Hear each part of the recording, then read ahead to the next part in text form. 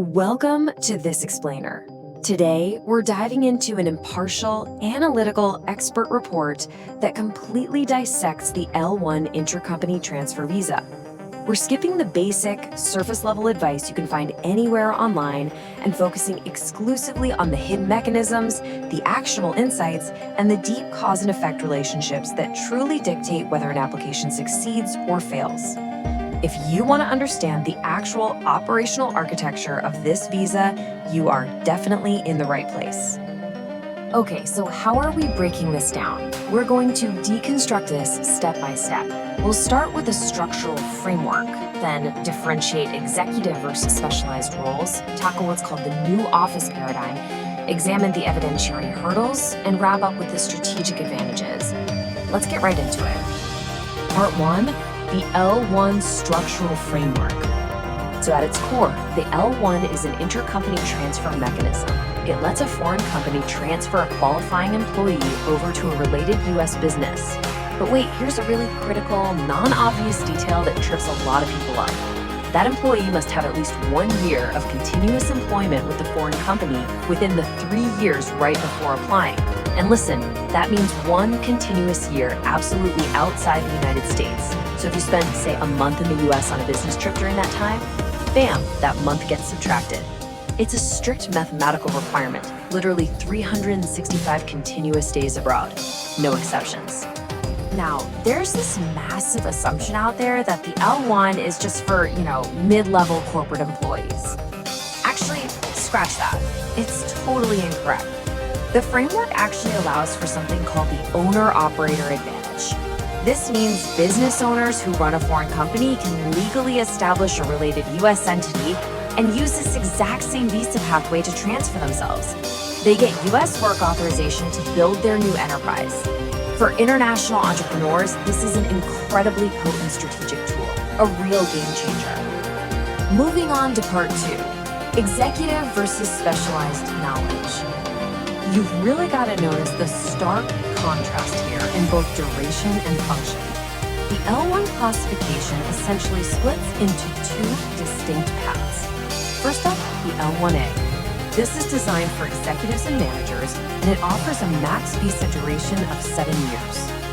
Then you have the L-1B, which is designated for specialized knowledge workers, and that one caps out at 5 years.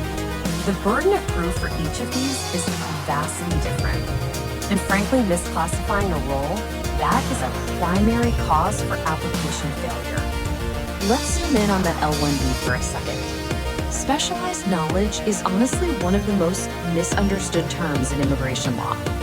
An adjudicator does not care if an applicant has 20 years of brilliant general industry expertise. It sounds great, but it doesn't qualify them.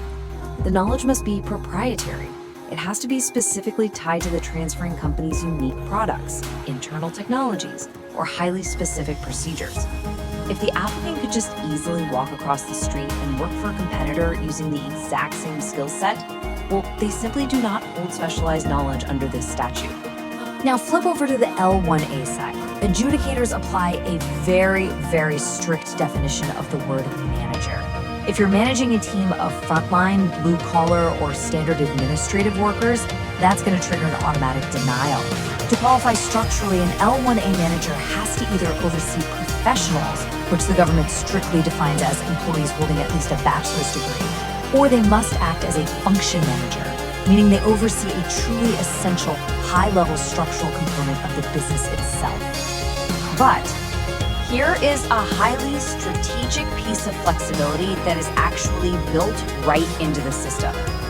Cross-category fluidity. Believe it or not, exact role matching between the foreign and U.S. entities is not statutorily required. So an individual could be a specialized knowledge worker abroad, right? But if they are transferring to the U.S. to take on an executive leadership role, they can absolutely be classified as an L-1A. You can even upgrade from an L-1B to an L-1A while inside the US if the employee gets promoted. Pretty cool, right? All right, part 3, the new office paradigm. Adjudicators view US entities completely differently based on their operational history. An established office, meaning one that's been conducting active business for more than a year, can be granted up to 3 years of initial visa validity. However, a new office, which is defined as being operational for 1 year or less, is strictly limited to just a 1-year initial visa. Because of historical fraud in this area, adjudicators place immense, intense pressure here. The clock literally starts ticking the moment the visa is issued, demanding rapid proof of business viability. As the expert analysis points out, just having capital isn't enough. You can't just transfer $100,000 into a US corporate bank account and let it sit there.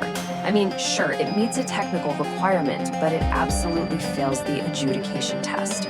Adjudicators demand to see active capital deployment. They want to see those funds being actively spent on commercial rent, aggressive marketing, legal formation, tangible equipment. If the capital is stagnant, they're going to interpret that as a lack of true business intent. And this intense scrutiny, it extends heavily to the physical footprint of the business too. The regulations require sufficient physical premises. But what does that actually mean operationally? Well, it means your physical lease must logically match your business plan. Think about it. If your plan claims you're going to hire 50 people in year 1, but you only have a 500 square foot office, that triggers an instant red flag. Also, virtual offices and standard co-working spaces carry an immense risk of denial. Adjudicators really want to see a committed, signed commercial lease that proves you have a permanent physical stake in the US market. Okay, let's move to part 4, evidentiary hurdles and compliance. You have to understand, the L-1 is a profoundly document-intensive process. Statutory compliance requires just overwhelming physical proof. Adjudicators will absolutely not take an applicant's word for it. They require dense corporate formation documents, intricate organizational charts proving managerial hierarchy, tax identification numbers, and irrefutable proof that the foreign entity is an active, revenue-generating commercial enterprise, not just some holding company. It's the whole shebang. So the really crucial point here is how you submit all these documents. A lot of applicants utilize premium processing, where you pay a fee for a guaranteed 15-day response. Sounds great, right? But analytical experts warn of the premium processing paradox. By forcing an adjudicator to review hundreds of pages of dense, complex viability documents under a super strict 15-day clock, you mathematically increase the statistical likelihood of them issuing a request for evidence, an RFE, simply to pause the clock and buy themselves some breathing room. So sometimes standard processing is actually the more strategic play. Now, the absolute most dangerous point in the L-1 lifecycle for a new office is the 1-year extension hurdle. At the end of that first year, all your leeway completely disappears. The applicant has to mathematically justify that the US business has generated enough revenue and hired enough lower-level personnel to legitimately support a full-time, dedicated executive manager. If the revenue is too low or the headcount is just, 1 or 2 frontline employees, your extension will very likely be denied. It is the ultimate stress test. Finally, let's look at part 5, strategic visa advantages.